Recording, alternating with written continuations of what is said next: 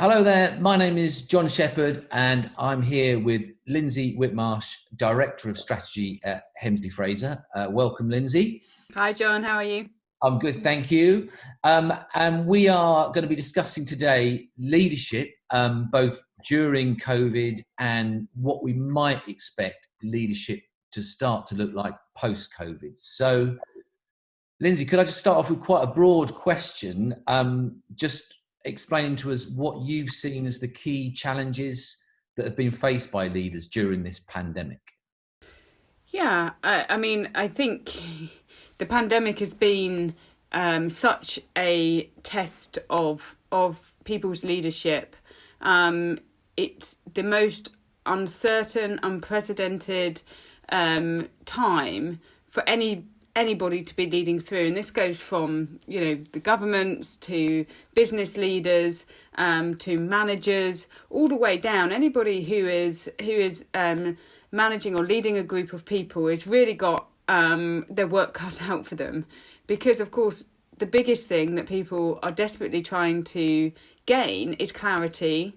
All the good things that we talk about in leaderships in terms of having clear goals, having a vision, having strategy, having a way forward, all of that is unclear at the moment, because there is something that is entirely out of our control happening, and yet still you have to be able to provide some stability to others in this time, when there's so many things that are very unclear, and I guess it's the unknown of when and how things will be clear. It's indefinite at the moment, and that can feel quite challenging, because in terms of planning or being able to lay out a roadmap, being able to lay out a way forward, is incredibly difficult. I think there's also, when something like this happens, there's so many differences of opinion. What is the right thing to do? And all of that kind of conflict comes to the surface as well, in terms of you've got to work through differences of opinions and get to some decisions quickly, rather than just let, you can't not get to a decision, because the speed in which you have to react as leaders, whether that's to shut businesses, or whether it's to look at cash flow, making hard decisions around reduction in staff, or whatever that is, you've got to be able to make the decisions quick enough to enable that your business is viable, and your people are looked after, and that's a really hard balance to get to. So I would say it's almost like leadership on steroids at the moment, and that's really what the pandemic is forcing. That's interesting you said the leadership on steroids bit, because it is what I was going to ask is, do you think it's just everything's been sort of concentrated, or have you seen leaders having to learn new skills or do new things that they've never done before? Yeah, I think I think the emotional toll on leaders at the moment is incredible. The amount of projection that is projected up into the people who are meant to have the answers, meant to have the way, meant to know how to get things done.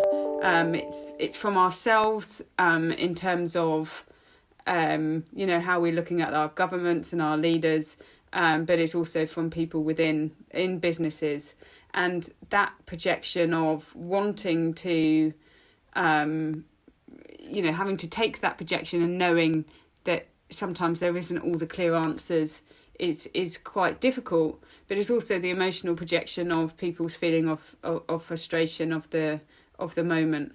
So I think the emotional strain on leaders is probably a lot higher than it has been, and you've got to find ways to protect yourself. So whether that's making sure that you take time out to go for a walk, or even just saying when, everybody's offloading onto you about how difficult things are, or, the frustrations that they have, is knowing how to contain some of that and be able to push back and say, well, keeping yourself safe within it as well, and not taking on everybody's feeling of frustration and anger at the situation. So there's something really about self-care that I think is very different now to perhaps where we were in terms of how leaders have got to keep themselves resilient and keep themselves mentally well. And that's something that I guess leaders haven't had to do as much of potentially in the past, because the pressure is that much ramped up. So this might be a whole new area that they're just not used to taking account of potentially. Well, I think that's right, and that's what I mean by being on steroids, because of course there's always an element of projection that happens to any leaders. They've got to make big decisions, they've got to problem solve. You're never going to get everybody who's going to be in agreement on the way forward, all of those kind of things. But when it's as fast and as intense as it is at the moment, it's not only people's frustrations about the work situation or anxiety about what's happening with jobs and roles and everything that's happening in their working life. It's also all the anxiety and frustration of the restrictions in their personal life. And when you have these two things happening together to everyone at the same time, that projection onto leadership, I think, is unprecedented. We haven't seen anything like that before, because not everybody is impacted at the same time. Yeah. And you mentioned, people want clarity, but the situation is so sort of unprecedented. I mean, what have you seen in how leaders have sort of walked that, if tightrope is the right word, between demonstrating leadership in an environment where nobody really knows what's coming next? Yeah, I mean, I think it is a tightrope, and I think one of the key things that is important at the moment is really finding balance. If you think about walking on a tightrope, you've got to balance up the same way as we hear every day from our governments and our leaders. We're trying to balance up the well-being and the health of people against the economy, the same way as business leaders are trying to weigh up the viability of the business against making sure that their people are okay and they still have income coming in, and that can be a really delicate balance. Nobody wants to be reducing the workforce at this time. Nobody wants to see people out of work.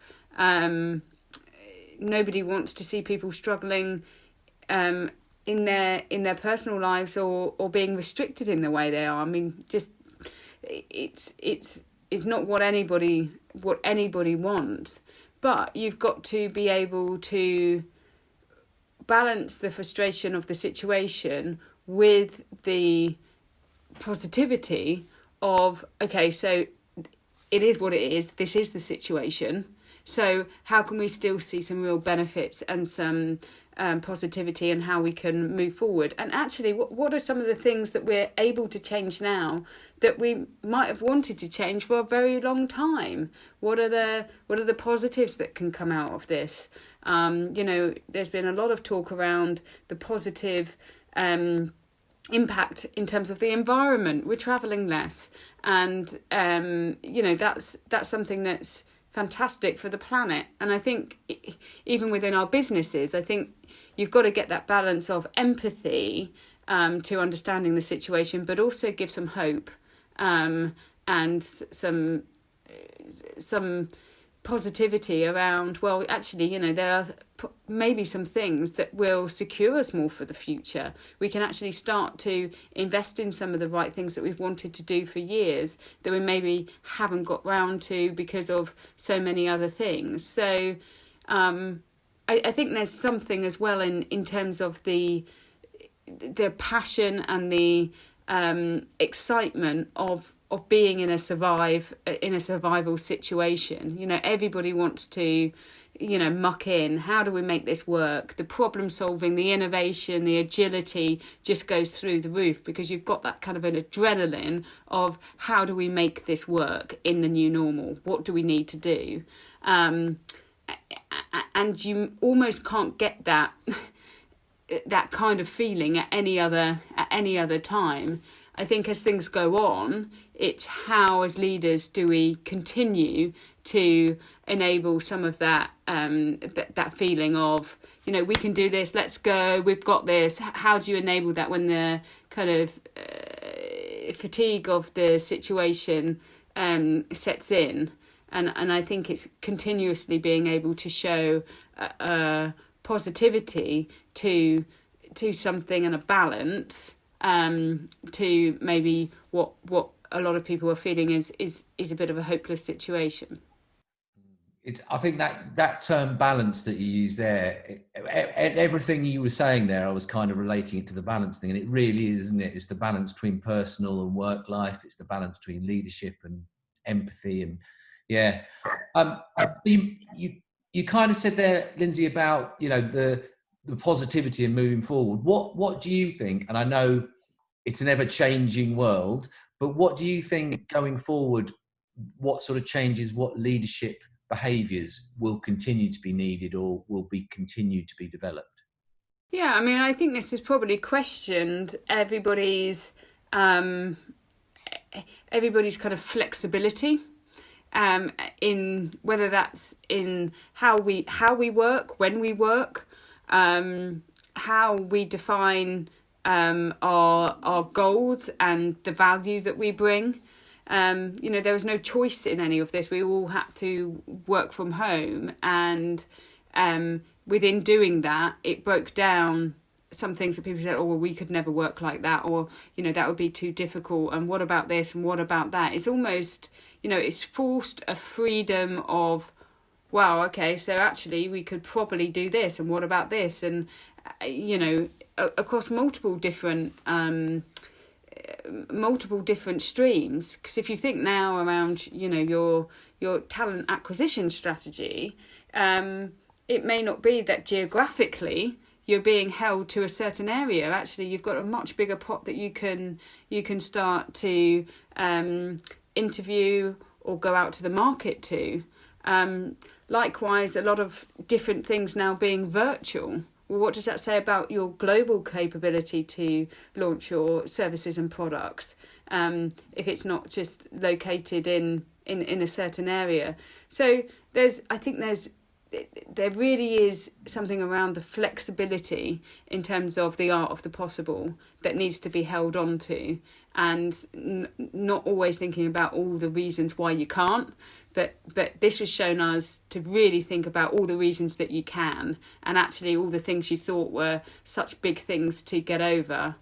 Actually, pretty instantly, some of those things can change when we're forced. So, you know, I think it's that kind of keep that thinking outside of the box on how to push forward on some new ways of doing things and new innovations for your businesses. Yeah, I think that's really interesting, that whole, can you do it rather than can't you do it? I think that's great. But you touched on goals and values there as well, just as a final sort of upbeat message. I mean, is there something around that values thing that this is an opportunity to sort of reevaluate what's important, or reevaluate what we're trying to be and what we're trying to do? Yeah, and I think there's something here in terms of being honest around what the situation is, and taking people with you on that journey. You know, nobody has a definitive answer, so therefore, you know, you've just got to understand what it is, where we are, continue to communicate, continue to engage people, and show a way of where you think the next couple of steps might be coming from, but also have the agility to be able to be flexible, to change to what the market requires. So there's something here around honesty and trust that everybody has got to kind of buy into, that we trust that this is the right step at the moment. And I'm going to be honest with you about the some of the challenges that we have, so that we can think about how to take that next step together. And trust me that if we need to change direction, or if we need to be flexible, then come with me on the next part of that journey. And sorry, I said that one was last question, but you've just triggered something else. And that, I guess, is a very much more than ever before a two-way process. You know, it's leaders to our teams and teams to our leaders. Yeah, absolutely. It has to be. It's got to be that. It's got to be bottom up and top down. You know, that's how trust works. You can't, you know, trust, as we all know, is you know, not something that is just given. It's got to be earned. And you know, that is really a two-way. That's really a two-way street. And you've got to build that. You've got to build that with people, and be as transparent as you can be, but transparent in a way that isn't kind of running around in circles around the negatives, but is being realistic around the situation. But how do we problem solve, and how do we move forward with a positive outlook? Yeah. That's great. Thanks. I really like all that positive, you know, all the sort of, we don't know what's going to happen, but we can do it rather than we can't do it. Yeah, that's exactly it. Great. Thanks, Lynsey. Thanks very much for your time. It's really interesting. No worries. Thank you.